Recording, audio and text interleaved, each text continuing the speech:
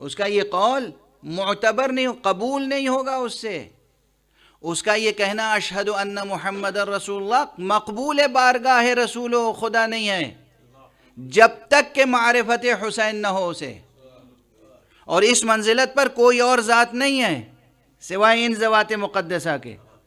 امیر المومنین علی ابن ابی طالب علیہ السلام، حضرت فاطمہ زہرا سلام اللہ علیہا، اور حضرت سید الشہداء امام حسین، اور سبط اکبر حضرت امام حسن مجتبی. یہ وہ ذوات مقدسہ ہیں جن کی معرفت کے بغیر ایمان معتبر نہیں ہے، اور یہ منزلت ان کے علاوہ کسی کو حاصل نہیں ہے. بس یہی فرق ہے اہل بیت میں اور ان کے علاوہ دوسرے افراد میں. یاد رکھیے گا، پوری ذمہ داری سے عرض کر رہا ہوں، کلمہ لا الہ الا اللہ اور محمد رسول اللہ اس وقت تک مقبول بارگاہ احدیت اور مقبول بارگاہ ختم نبوت نہیں ہوگا جب تک کہ ان حضرات کی معرفت بھی ساتھ میں نہ ہو. اور بچوں کے لیے ایک مثال دے دوں. کوئی دستاویز ہو آپ کے پاس، اس دستاویز کے نیچے مہریں لگی ہوتی ہیں، اور اہم دستاویز ہوتی ہے کوئی تو اس کے نیچے زیادہ مہریں ہوتی ہیں. اچھا، اس مہر کے حصے کو پھاڑ کے الگ کر دیں اور وہ دستاویز لے جائیں کسی کے پاس، اب اس کا کوئی اعتبار ہے؟ نہیں ہے نا. تو کلمہ لا الہ الا اللہ یا اشہد ان لا الہ الا اللہ، اشہد ان محمد رسول اللہ، یہ ایک بیان ہے، یہ ایک بیان ہے، یہ ایک اعتراف نامہ ہے. اس اعتراف نامے کے نیچے مہریں کون سی ہونی چاہیے؟ وہی مہریں ہونی چاہیے جن کو رسول اللہ نے کہا یہ مجھ سے ہیں میں ان سے ہوں، یہ مجھ سے ہیں میں ان سے ہوں. وہی مہریں ہونی چاہیے. اسی لیے میں عرض کرتا ہوں کہ مقام ختم نبوت کے محافظ ہیں اہل بیت اطہار. اے علی، تمہاری منزلت مجھ سے وہی ہے کہ جو ہارون کی منزلت موسیٰ سے تھی، الا انہ لا نبی بعدی، لیکن یہ ہے کہ میرے بعد کوئی نبی نہیں ہوگا.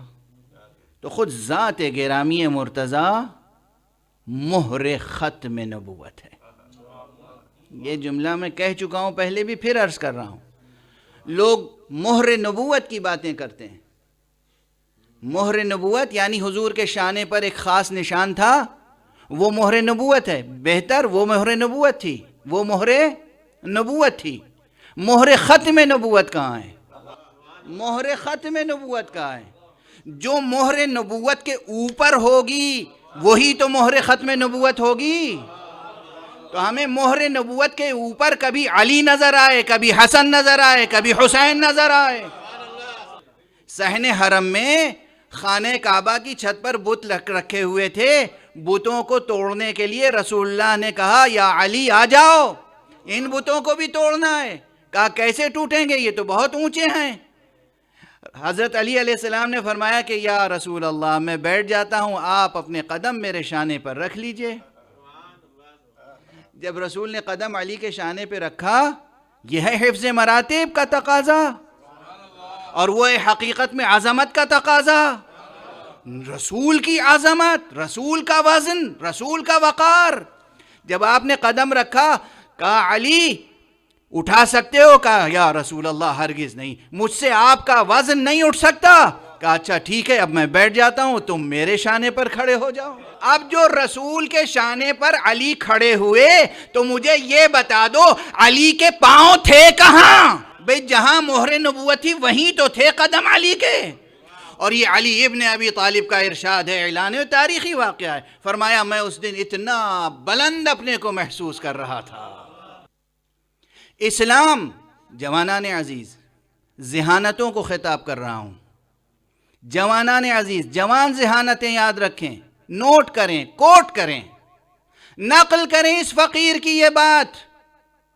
21ویں صدی میں گفتگو ہو رہی ہے، نقل کریں یہ بات، محفوظ رکھیں یہ بات. اسلام کے لیے یہ کہا جاتا ہے نا کہ تلوار کے زور سے پھیلایا گیا. ایک جملہ بس یہاں درمیان میں آ گیا ذہن میں اور زبان پر، تو عرض کر کے آگے بڑھوں، اس کی تفصیل بعد میں عرض کروں گا کسی موقع پر. اسلام اس دنیا میں انسانوں کے درمیان نہ تلوار کے زور پر پھیلایا گیا، نہ اسلام اس دنیا میں عام انسانوں میں اعجاز کے زور پر پھیلایا گیا. نہ تلوار کے زور پر اور نہ معجزات دکھا کر پھیلایا گیا. اسلام پھیلا ہے عقل، منطق، علم اور کردار و سیرت کی روشنی میں.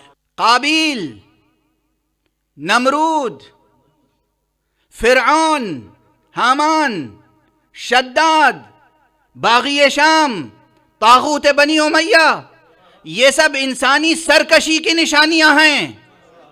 حابیل، نوح، ابراہیم، موسیٰ، عیسیٰ، مصطفیٰ، علی، حسن، حسین، یہ مشیت حق کے منارے ہیں. اس لیے تھے کہ وہ تھی مہر نبوت، یہ خود تھے اپنے پورے وجود کے ساتھ مہر ختم نبوت.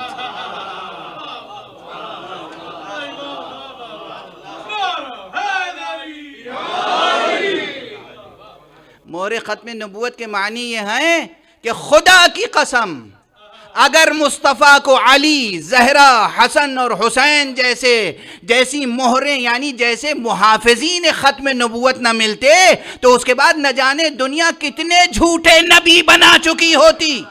ایک طرف مصطفیٰ کی نبوت کا انکار ہو رہا ہوتا، دوسری طرف جھوٹے نبیوں کا سلسلہ چل رہا ہوتا. یہ ذوات مقدسہ ایسی ہیں، ان کے رہتے ہوئے نہ کسی جھوٹے نبی کا چراغ جل سکتا ہے، نہ نبی مصطفیٰ کا چراغ بجھ سکتا ہے.